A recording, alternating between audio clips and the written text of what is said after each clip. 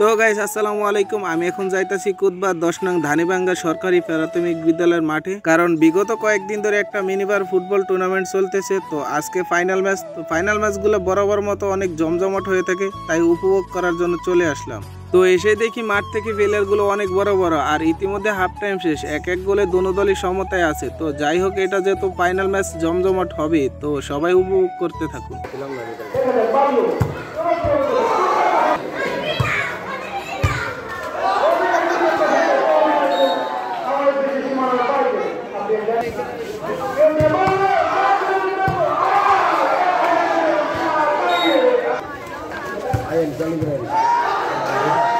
Gol.